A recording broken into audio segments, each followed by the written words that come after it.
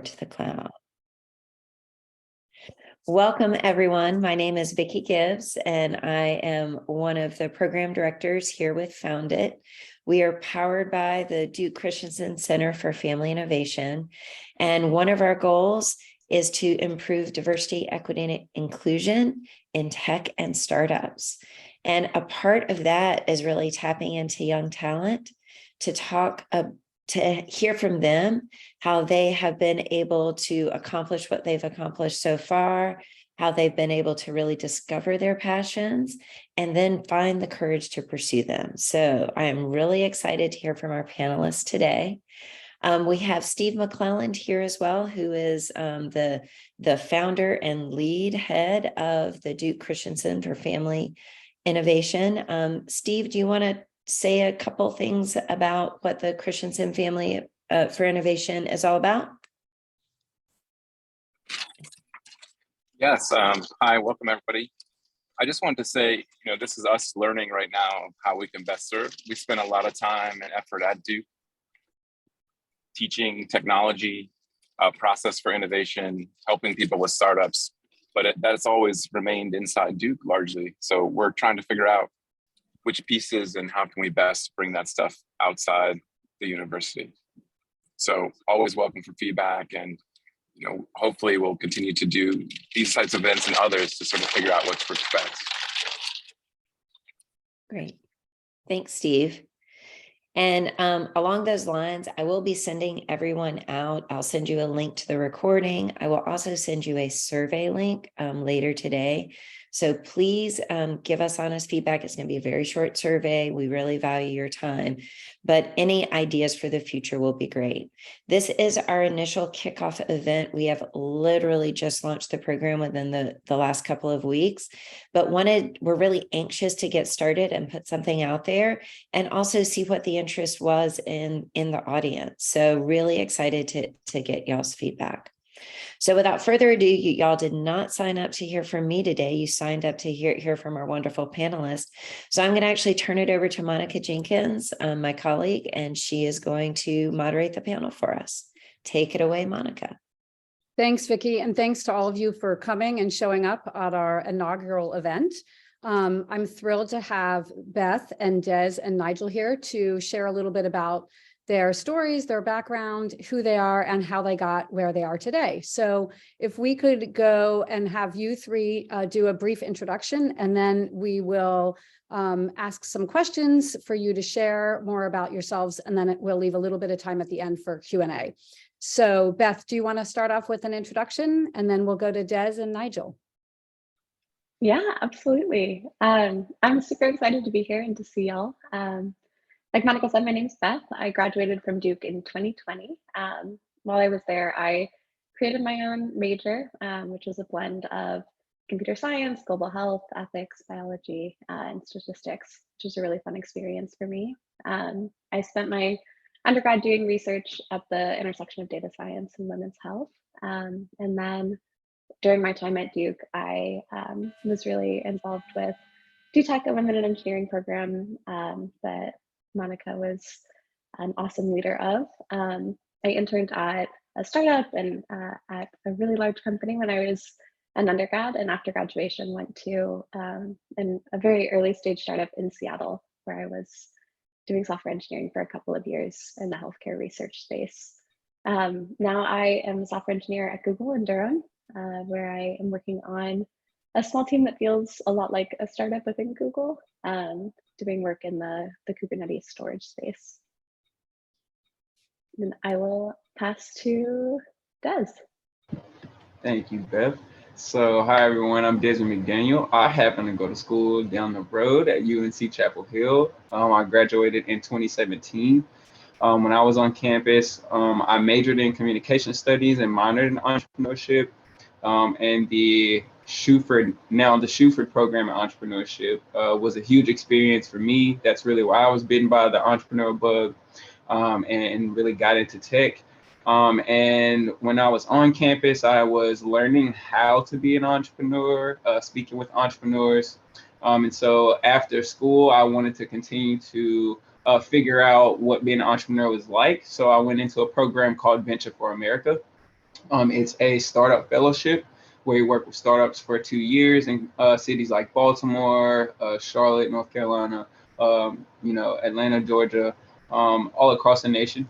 So I worked in different startups there across sales, marketing, operations. Before I finally started my very first tech startup called Everywhere Ad, we did rideshare advertising, putting tablets in the back of Ubers and Lyfts. Failed that startup, but failed forward. Learned a lot from it, and I'm now working on a company called Clinispan Health. I'm co-founder and CEO, and we are a software and influencer platform for people of color and other underserved groups to access clinical research. And so I am working on that currently, and continuing to explore and learn what being an entrepreneur is like from my perspective. So I'm very happy to be here and share more of my story. And I will pass it to Nigel. Thanks, Des. Thank you, Monica and Vicky, for the invitation. This is such an important event and an important organization. So such an honor to be here. Hi, everyone. My name is Nigel Malaba. I am a solutions engineer at Okta. And I graduated from Duke University in 2018. So while I was at Duke, I studied electrical and computer engineering for my bachelor's. And I'm currently pursuing my master's as well in electrical and computer engineering, but more on the software engineering focus this time. So I'm originally from Zimbabwe. My entire family is in Zimbabwe. So I grew up there until I was 16 when I moved to the United Kingdom for my high school and then moved to the US for college at Duke. And throughout that experience, it was all through scholarship programs for high achieving students in the country, like in Zimbabwe. And so I kind of worked really hard and made my way to this role through discovering what I'm interested in, discovering what I'm passionate about. And that was from an early age, always kind of math, science, and business. And so this is kind of a really good place where I am, where I'm using all those skills, interests, and passions, and excited to share my story and how I got here. Fabulous. Thank you all. Nigel, I have a question to follow up on that specifically for you. You've shown a lot of courage and resilience in pursuing your dreams so far. As you said, starting out in Zimbabwe and making your way to the US and on full scholarship at Duke, which is pretty incredible. Where do you find your courage and how do you try new things and push yourself? Like, only imagine the whole cultural differences of where you started and where you are now. Where do you what motivates you and helps you get to that next point? Yeah, so when I look back at all the things that I've tried to accomplish or pursued, it's always been believing in my ability to get things done, and also believing in or looking back at the things that I've been able to accomplish and using that as my strength to know that I can also do whatever is in front of me. So like making the decision, for example, to do my master's right now and everything else that I'm doing. I was talking to a friend of mine and they were asking me, how are you going to do this? This is going to be very hard. And in my mind, hard is not a reason not to do something. And through my experience in the past of doing hard things, I have built that resilience and that knowledge that I can do hard things. And so when something is, when I'm curious about something and I want to pursue it, I kind of go all in and just do it, right? Without fear of failing or fear of it's going to be hard. But I anticipate the hardship and then go for it. That's how I approach my. Fabulous. That's really, really helpful. What is, Beth, if you can share with us, what is a strategy that you use when you are facing something you've never done before, something that might be daunting, scary, you get little voices of self-doubt in your mind? What are tips that you can share with us about how you get through that and on to the next point? Yeah, I think two things come to mind for me for that. I think one strategy that has been really helpful for me is trying to break up the sort of daunting goal or objective into smaller milestones that still feel like opportunities for me to celebrate my accomplishments and to like take you know, at those intermediate steps, if I feel like there's failure, to reflect on that and try to use that as a learning experience for me. So it doesn't feel like, oh, there's this huge thing that I have to do, or this huge thing that feels unachievable or unattainable for me. There are these sort of like places along the way that can feel more achievable. And then I think too, it's been really important for me to surround myself with a group of people who can be cheerleaders for me. And so, in the times where I feel like, oh my gosh, I know I can't do this, or where I feel like my sort of internal motivation is, um, I feel scared, and it's hard for me to motivate myself in those situations.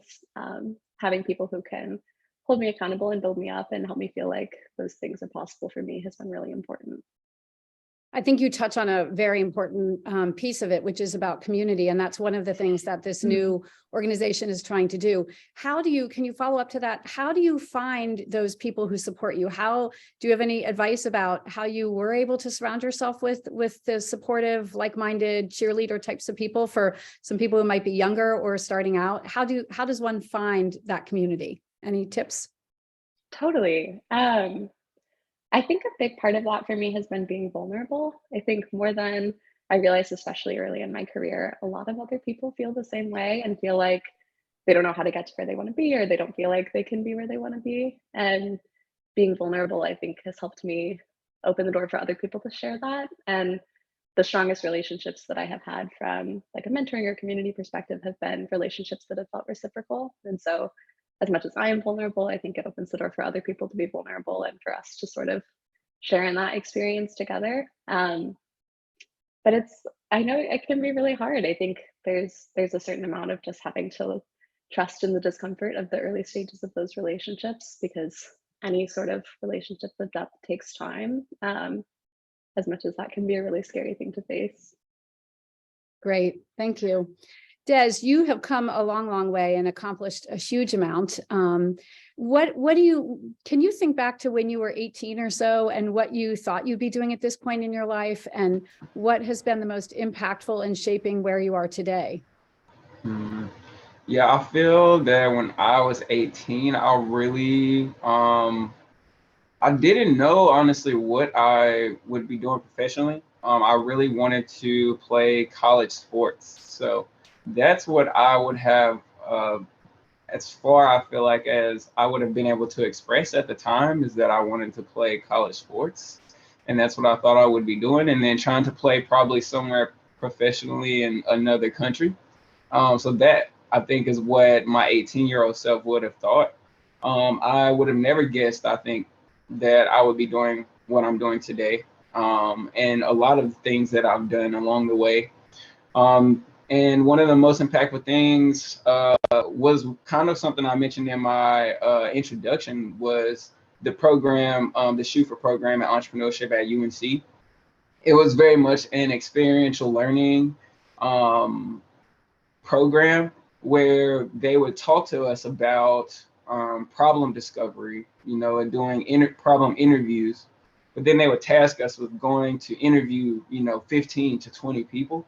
And I think that even that experience of going outside of the classroom and engaging with people, for an experience was totally different than any other program or class that I took at UNC. And so, number one, it piqued my interest a lot more, where I actually had fun and I enjoyed it and I was excited to go to class. I just remember being excited to go to class and literally never wanting to miss a class in that program. Like, I missed other classes, but I never missed a class with the entrepreneurship minor program, because it was so exciting. And so I think it did a great job of keeping me interested as a college student with so many different things that I was focused on and studying.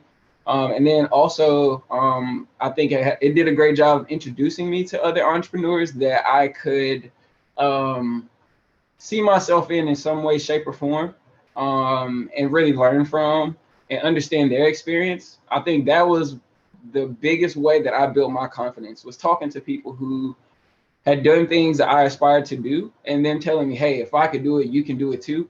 Or, that these, them downloading knowledge to me that they imparted as on their journeys, And then feeling like, oh, well, this isn't quite as difficult to understand as I thought when an expert, in the field that I've been introduced to can sit down and explain it to me. So I would say networking, the network of entrepreneurs that the program was able to put me around was the next biggest piece, I think, for me. That made me feel confident, I think, and really see myself as an entrepreneur. That's really where it started for me, was being able to identify as an entrepreneur and feel comfortable with that. Thank you. That's fabulous. Do you have days now? I mean, I feel like we all must have days where it's like, oh my gosh, how am I going to keep doing this? And where do I go next? When you have days that you're having a little bit of doubt, what do you do to pick yourself up and put one foot in front of the other and continue to plug along? Because there's probably some people who think, wow, Des has already been an entrepreneur, started a company. How do you get the courage to keep doing that? Yeah, those days come more often than you would like, I think, a lot of times. And so definitely being able to deal with those is an important part of the process. I think for me, similar to Beth, is that I have cheerleaders around me that I can reach out to, and I can talk through what I'm feeling and what I'm thinking with them, in a way that they can give me advice, or speak life into me to make me feel better about what I'm going through, or add perspective to what's going on. A lot of times I'm head down on what I'm doing, and they can enlighten me in ways that I'm not able to think of myself right now, just because of what I'm going through. I would even say Vicky is a huge example of that. That I have talks with her and I feel better so often.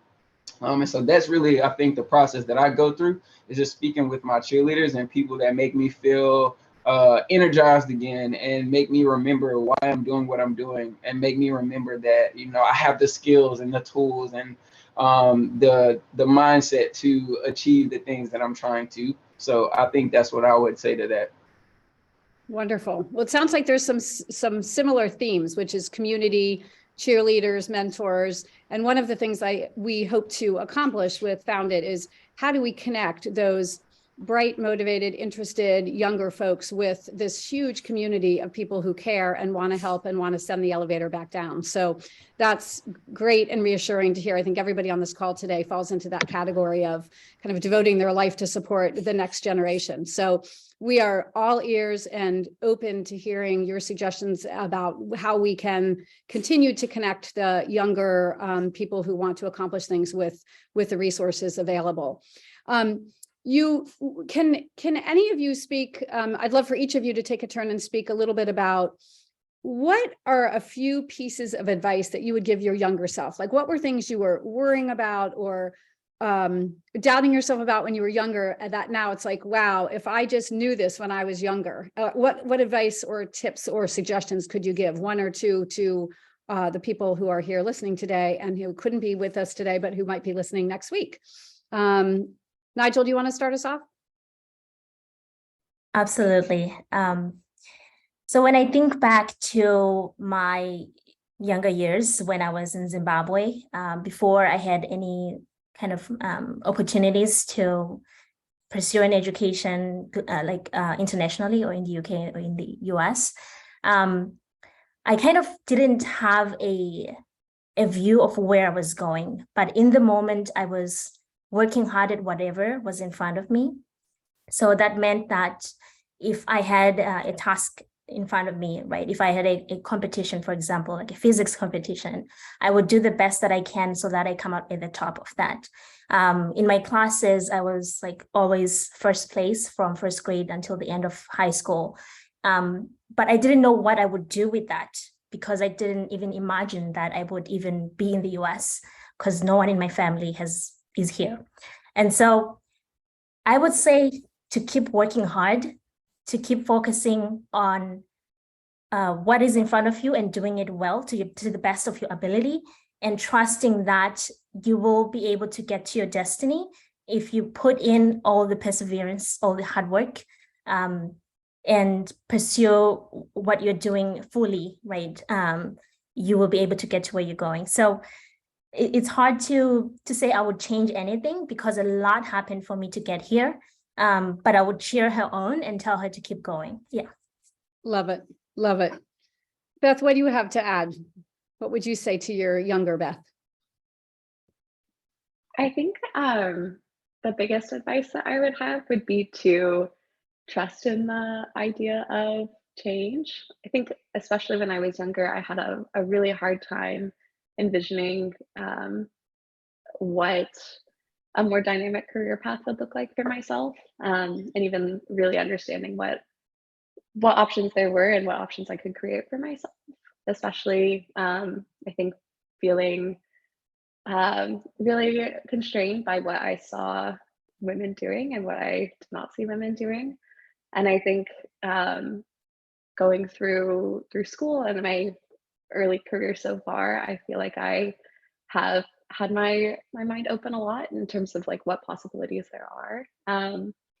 And I can be someone who's really resistant to change at my core. And so it takes a lot of like conscious work for me to feel comfortable with that idea. But definitely like when I think about what I wanted and when I think about like where I've had sort of those pivots in my life and in my career that have been the most meaningful for me, it has been trusting in uncertainty and feeling open to not knowing what is necessarily next for me as I take steps that might otherwise be scary.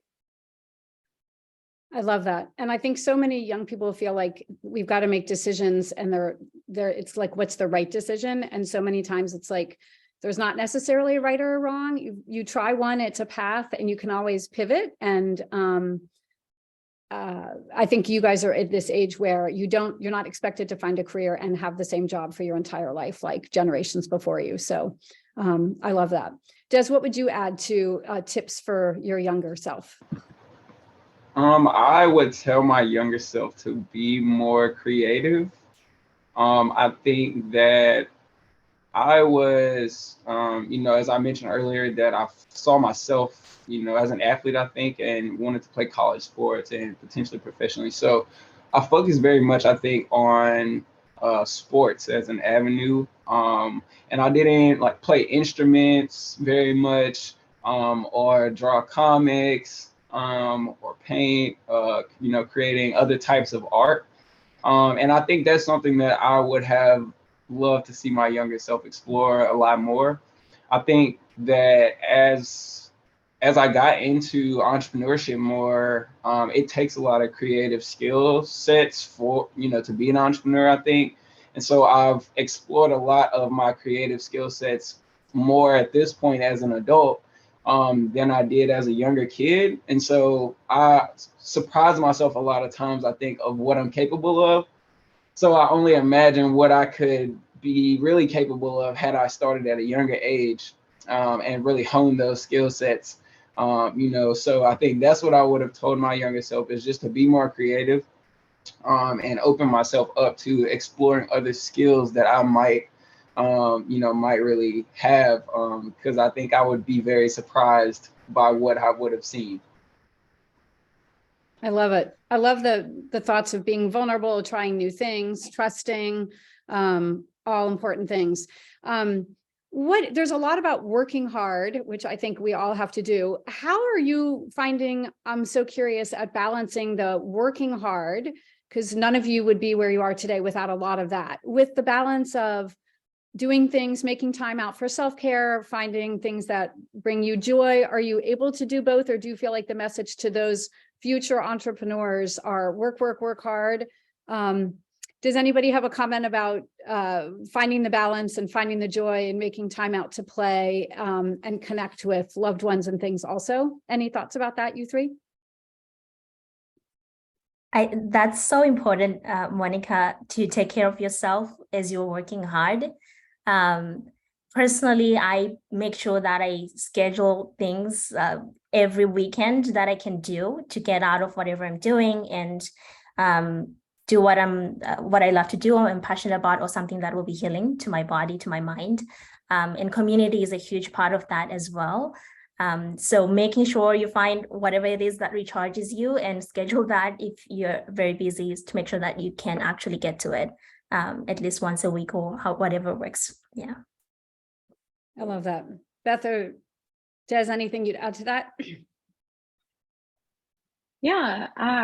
So I struggle a lot with anxiety, and I have since I was little. And I think one of the big lessons that I learned when I was in school and transitioning into full-time work for the first time is that a really, really important sort of balancing function for me is really prioritizing that. Like I think I feel it really acutely when I don't prioritize self-care. And I think it took a little bit of trial and error to find what felt effective for me and like really helping my mind unwind. But in the times that I prioritize that, I definitely feel myself much more able to come back to work with a renewed sense of focus and creativity and energy and motivation. And I just feel holistically better.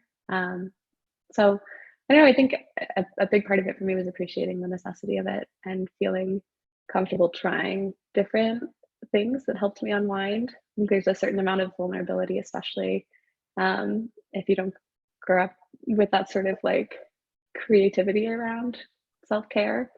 There's some amount of vulnerability in trying and failing to find the things that work for you. But yeah, I don't know. I think it's been a big learning thing for me to appreciate that that really is a need just as much as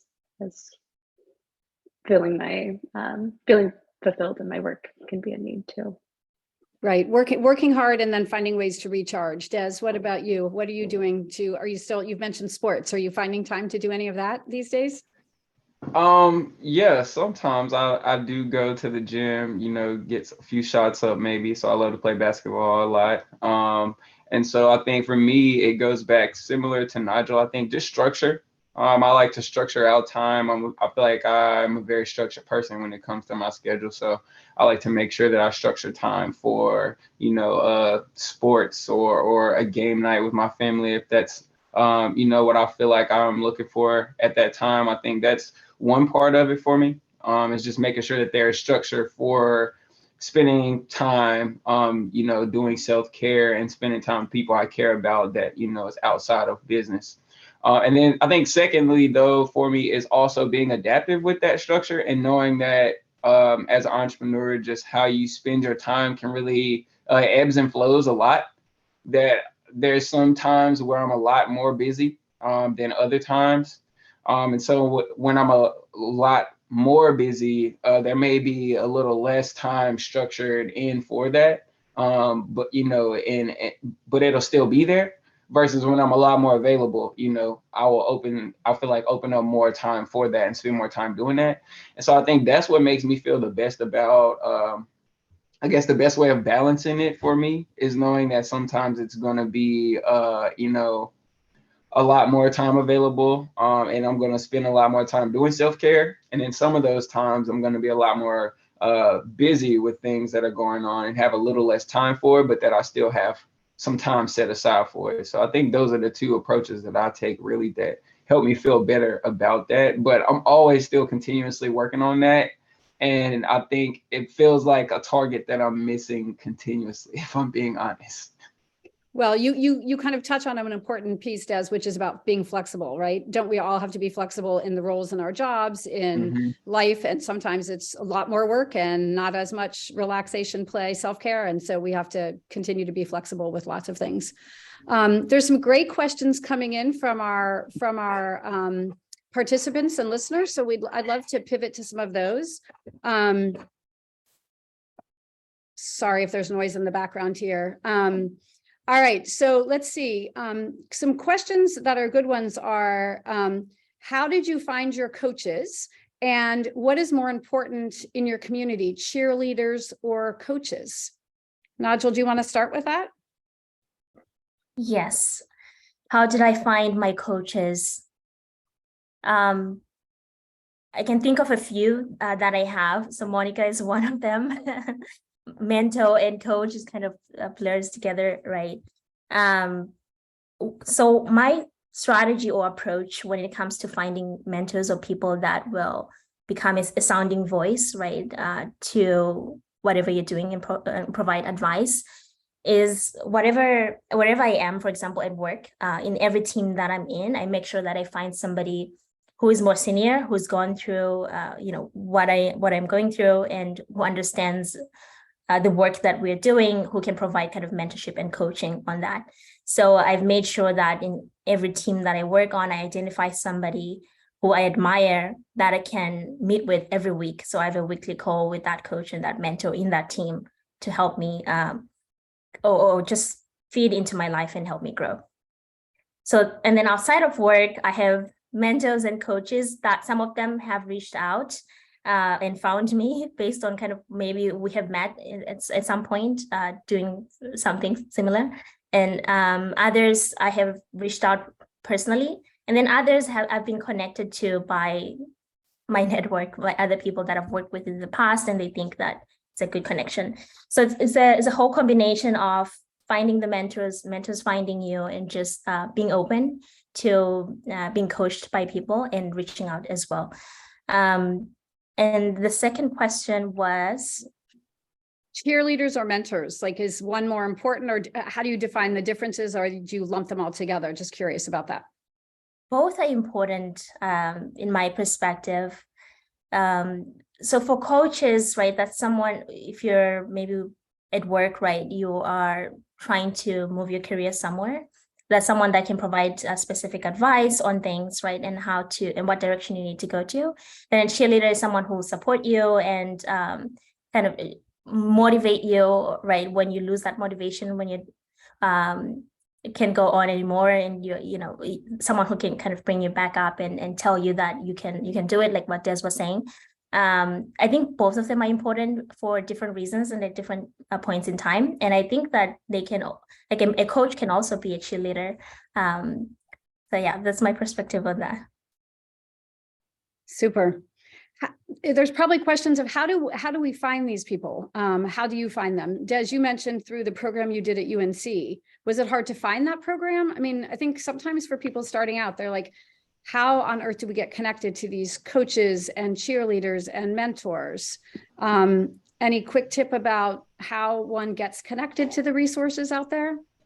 Yeah, so I always talk to people, I think, that have done it before. I feel like a lot of times, like you're, you know, a couple of degrees away from someone that has experienced what you're trying to experience. So someone, you know, probably, you know, if you don't know someone that has experienced it, then you might know someone that knows someone, right? Because for me, to your point about how did I find the entrepreneurship program at UNC, I actually talked to a student who was just going through it. He had just finished the program. He was a senior. He was starting his business right after graduating. And so for me, I was like, wow, he's starting a business as soon as he graduates. You know, he's got to have everything he needs as far as confidence and tools and funds and all of this. And so he was telling me, you know, I was asking him questions like we're answering here. You know, I was asking him about just how did he find the confidence for that? You know, how did he find the right people to help him? And he was telling me about the entrepreneurship minor at UNC. And so I think that's how I pretty much probably connected to every resource that I, you know, have on my journey, is that I've spoken with someone that has experienced the organization or the resource for themselves, or someone adjacent to them, right? That they're like, oh, I know, you know, so-and-so who went through this program. I would love to introduce you. So that's really been, I think, a huge asset for me in anything in college and beyond. It's just speaking with people who've actually experienced exactly what you're trying to experience. Right. So Des, there's a great question. Is there a strong peer group for founders and or technologists in the triangle? Where do you find support amongst those that are on the journey with you? And I'm asking you specifically because Beth and Nigel are newer to returning to the area, but you've been here. Is there, can you talk about that? Is there a support? Like, how are you finding other like-minded people for yourself? Yeah, so I think startup programming is a huge one. I think, you know, programs with NC Idea, if you know, any of these names I named, please definitely look them up if you don't happen to know them already. But NC Idea, the Council for Entrepreneurial Development, or CED, any of the co-working spaces in the Triangle. So Raleigh Founded, American Underground in Durham, Launch Chapel Hill in Chapel Hill, the Frontier in Raleigh. So those are a few different organizations that I think, if those organizations I've been around and in and around for my whole entrepreneur journey, and have met so many people, even quite many people I see on this call, for example, are parts of those communities. And I've gotten so much from everyone that I just named, and probably so many more that I didn't. So for me, starting in the places that I just named was really a foundational part of continuing to connect me, right? Because there'll be other people who will be a conduit to other resources once you, I think, become a part of the community. So I think just really go start in one or two communities and make yourself a huge part of it, and bring value and find value. And I think it will continue to kind of circulate. And you'll find yourself in so many other communities of entrepreneurs and founders before you know it, and just be like, wow. That's so helpful. Thank you. Another great question here is, what natural skill have you leveraged in your successes, and what learned skill have you leveraged as well? Beth, do you have any thoughts about that? Yeah, I think in terms of natural skill, community is something that I really value, and something that I feel has been, like we've all talked about, really integral to my successes. And I think one thing that I care a lot about and feel like I have built some skills in is really investing in community. And I think both in like informal social community at work, and in more formal like organizational community through like employee resource groups, or like communities connecting women who are engineers or things like that. I think investing in those communities has been really, really rewarding for me, and also really helpful as, both supporting me through the smaller day-to-day challenges, and as I think about larger career pivots and things like that. And then in terms of learned skill, I think figuring out time management has been sort of like an ever evolving skill for me. One of the big changes that I have made, like I think both Nigel and Des talked about earlier, was being thoughtful about scheduling time for the things that are sort of miscellaneous to-dos, and also time for myself to exercise and things like that. So trying to be thoughtful about routine, even if sort of integrated into that routine is the idea of change. Building habits and scheduling those habits has been really, really critical for me to learn. Great. Nigel, would you add to any of that? What natural and learned skills? Natural skill, I would say the ability to create strong relationships with people, and relate to people at all stages in life. And so that has helped me a lot to find opportunities to kind of be aware about what is happening and what I can be involved in. And that also helps me every day in my job as an SE. I need to kind of relate to a lot of customers and prospects in order to talk about our product and kind of close business that way. So that has been a huge or strength that I have, that I've been able to leverage in my job and in everything that I do. And then learned skill, I'm thinking more hard skills, and as a technologist, you have to learn every day. And so kind of learning more about technology and applying that every day, really. Yeah. Wonderful. So you've all mentioned the importance of mentors, coaches, cheerleaders. So as you guys all transition from being mentees to mentors, how has the support you've received shaped the way you will and do support and uplift the people who come after you, right? Because you're now, you've come so far, and you're continuing to learn and grow, and will do amazing things. And we can't wait to watch and follow you and cheer you along the way and support that. And how now are you thinking about, like, I know that you three panelists volunteered or agreed to be with us today because you feel so much gratitude for where you are and how you got here. What are your thoughts about supporting and uplifting those who come behind you, come after you, and any thoughts or reflections on that? Des, you want to go? Yeah, I think I have two. So firstly, I think for me, it's that I refer to a lot of my own experiences, getting advice, I think, and having those relationships, that experiences that I appreciated. I'll try to mirror those in my relationships with people that I'm maybe advising and giving knowledge to. So it's really for me just being able to think of how I had a relationship with a certain mentor and wanted to recreate that with my, mentee. And then I think secondly, um, it's really about, I lost my train of thought, one second. Um, hmm.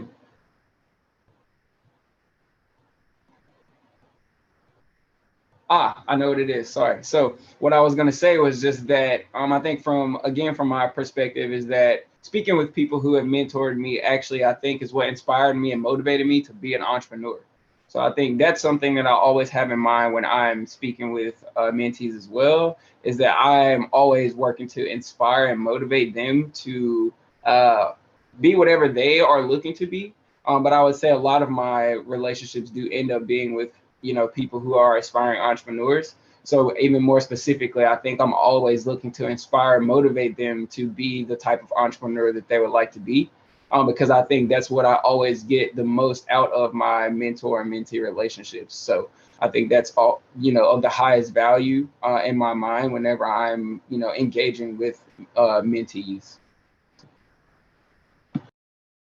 That's great. So we've talked a lot about these stories that we tell ourselves and the boxes we try and fit ourselves into. Someone says they relate Des talking about wanting to be a student athlete. Do any of you have stories about a moment that you needed to take a step back and reevaluate and pivot? And was it difficult to readjust? And how did you overcome this challenge? Nigel, do you want to give us your thoughts on that? Yes, thank you. One experience I can think of is my transition from my last role into the one that I am now, like professionally. So before joining Okta, I was a transmission security and I wore many hats. So it was a small startup in Boston in the cybersecurity space. And I started at that company as a support engineer, became a solutions engineer. And then ultimately I was promoted to business operations manager, reporting directly to the founder of the company.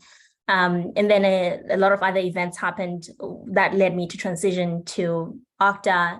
And essentially, when I moved to Okta, I made a decision to start from the beginning and go back to being a solutions engineer. And I was prepared to start from the bottom and build myself back up and see where that goes. And it was a combination of things and the experience that I had in the last role.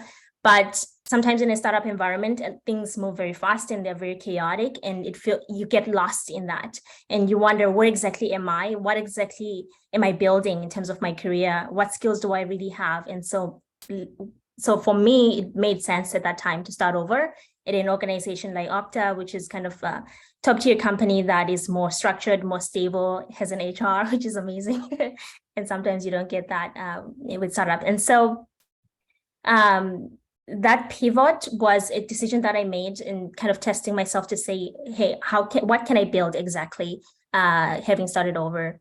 And within a year and 6 months, which is the amount of time I've been at Okta, I kind of was awarded by the CEO of the company a ball bearing award, which is an award that goes out to an employee out of the entire company that has had a huge impact in the entire organization and goes above and beyond in their job and is just hardworking. And so kind of, that pivot that I made to say, I will go back to what I'm passionate about. I will go back to being an SE. I forget all these promotions that it just feels weird, and everything that I went through too. And starting over and building myself back up. And now I am kind of in a path that I am more at peace with and more excited about. So yeah. I love that. And Beth, I know you've done kind of big companies, startup. How do you know when it's the right time to make a change? How do you handle pivots? I'm just curious if you can speak to, because I think one of the questions I get a lot from younger generation is, how do I know if like there's, big company ideas and should I do a startup or be an entrepreneur? And there's no right or wrong, but what goes through your mind in helping you make those transitions? Can you speak to that? Yeah, definitely. I think, Nigel, I really relate to a lot of what you just shared. So like I said, I started my after graduation career at a very early stage startup. I joined when there were a handful of other folks before we had funding, and saw it through to just under 200 employees when I left. And there were a lot of really, really exciting opportunities that came from that, like visibility into such a broad spectrum of the like product and company development lifecycle, even beyond the traditional software engineering responsibilities. And I think um, I felt myself grow a lot with sort of the lack of structure that came with that, in terms of being able to take on opportunities really unrelated to what I would expect would be my core scope, and also being able to sort of build a structure that that worked for myself and really reflect on what my needs were with that. And also, I think I reached a point, Nigel, like you said, where I felt a little bit unsure, I guess, of like what more concretely I was working toward. Like I was accumulating such a wide range of experiences, but I think I felt myself needing some more structure, especially as I started to think about like systems designing at scale, and like what I wanted that end experience to look like for myself, and then for myself at a career perspective, what I wanted that path to look like for myself. So I think too, in terms of my personal life, the decision for me to leave that startup experience and come to work at Google really came at like that professional moment where I felt like I needed sort of a reset in what I was working toward. And then in my personal life too, I felt eager to move back to the Triangle area. And so those two things sort of coinciding made it feel like the right time. But it's hard. I think there's a certain amount of, like I said before, trust and uncertainty with that. I think there are always reasons to stay, and there are always reasons to go. And there's always, I think, comfort with what there is, and eagerness for change too. And so I really leaned on, having a group of people around me who had been with me through the parts that were really exciting and the parts that were really challenging with that startup experience, and were able to say, like, I think you've learned this and this from this experience. I think you're ready for this and this from a new experience. And feeling that feedback at the same time as my personal and professional eagerness for a pivot made that make sense for me. Thank you. So I think one final question I'd love each of you to just reflect on and think about for everybody here today is, as you move through the season you're in, you've talked a lot about, Des, you specifically went on to named lots and lots of amazing organizations and parts of, communities and ways you found support. You've all said that. So I think all these people on the call today and this new program that's being, founded out of the Christensen Center at Duke for everybody is, what is it that you need now? What are any gaps that you would love to see filled along your journey? Because there's a lot of people who want to help this next group, all of you and your peers. So can you think about and give any feedback on what is it that's missing? What are gaps? If you could have a magic wand and say, what is missing and what you would love help with, what is next? We would love to know about that. Kind of, what do you need now? If you've had a lot, you've been given a lot, you've all expressed a lot of wonderful appreciation, gratitude, but what's missing, or what next? Anyone have any thoughts about that? Jump in.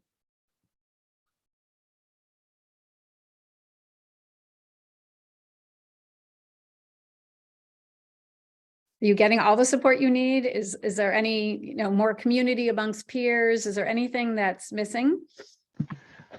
I think I would really say, honestly, funding resources. I think just as an entrepreneur where I am at this current stage, I would just directly state funding resources. I think that there are lots of accelerators and incubators, some of which do have funding as a part of them.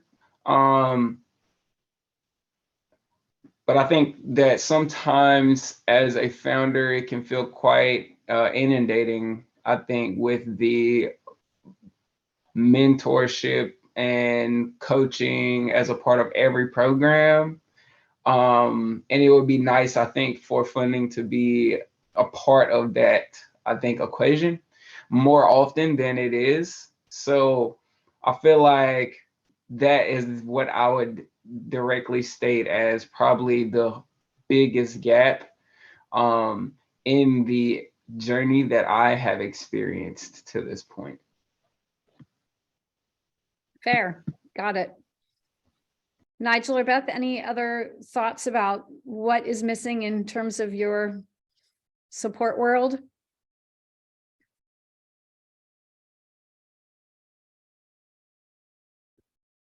And if you don't, Yeah, I Mhm. can't think of anything. I feel like I'm in a process now, right?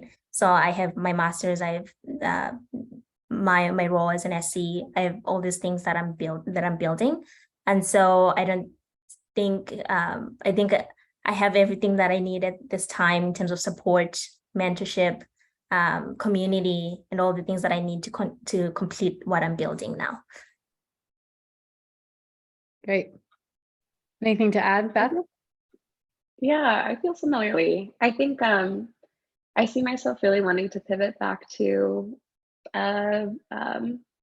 more startup entrepreneurial experience. Because I think my team right now at Google feels a little bit like a startup within it, but I see myself definitely wanting to pivot back. And I think when I get to that point, I can see myself struggling with how to make that transition back. And just in terms of how to get experience in addition to my core work experience that feels like it would help give me clarity and what I would want to transition to beyond knowing that I miss the startup environment. Thank you all so much for your vulnerability, your advice, tips, sharing, openness. We are so excited to have you on the journey as we figure out how to continue to support and really find more young people who want to have the courage to be entrepreneurs and feel that they are brave enough to try new things and support the ecosystem here. So I'm going to pass it back to Vicky to wrap us up. Thanks for being here today, everyone. Yeah, Monica, thank you so much. I really appreciate that. Nigel, Beth, Des, thank y'all so much for being here. It was awesome to hear y'all. I'm always just amazed. You know, I have known Des for a really long time, but I always hear new pieces of his story and insights. And Nigel and Beth, it's been really wonderful to get to know y'all through this process. One of the things that I'm really excited about this in particular being our first event is it really I think gives a fresh perspective on where each of you are going through, and each of your journeys are slightly different, but there's also so many of the pieces that are similar about how you got to where you are today. And I think there are many of us in this room and in other rooms who, as Monica said, really want to help and continue to facilitate not only y'all's journey at this point, but also the folks behind you so that they can get to where y'all are today. So I'm excited. I'm very appreciative of your honesty. I think sometimes people feel like when we are in front of people, we have to put on a face and be perfect. And the reality is no one's perfect, right? And that's what enables us to grow. You know, I think all of us have really ways to relate to this, even in physical workouts, and we're sore. The reason we're sore is because our muscles are stretching, and that enables them to get stronger. And I think that's how we go through all of these things personally too, is that we reach into that discomfort, and those are the moments that we grow. So really, you know, just amazed by your stories, amazed by your journeys, cannot wait to see where y'all go from here. And we will definitely continue to tap in and to just get insights from y'all, and just really appreciate everything. For those on the call today, you know, we are having a second event next week. We're trying to put these two together to get a little bit of momentum on these pilot events. We're going to be hearing from two experts in blockchain. One is Nick Miliones, who had a blockchain crypto startup back in the day, one of the first ones that was sold. And we have Sophia Lopez, who has an existing blockchain startup. She's co-founder and COO of Kaleido. So we're going to have both of them. And what they're going to do, this is not for necessarily people who are super techie, though for the two who are super techie sitting on our panel, y'all can totally relate to all the techie stuff too. But it's really about really trying to demystify blockchain, really understand how we can take something like blockchain and really apply it to practical applications. So encourage y'all to come, encourage y'all to share this out to your networks. And again, I will be sending a survey. Thank you to our audience for being here in our inaugural event. Really appreciate your attentiveness, appreciate your questions, and please respond to the survey when I send it to y'all. But thank you very much. Everyone, enjoy the rest of your day, and we will talk to y'all soon. Thanks. Bye, y'all. Thanks, y'all. See you, everyone. Thank you so much.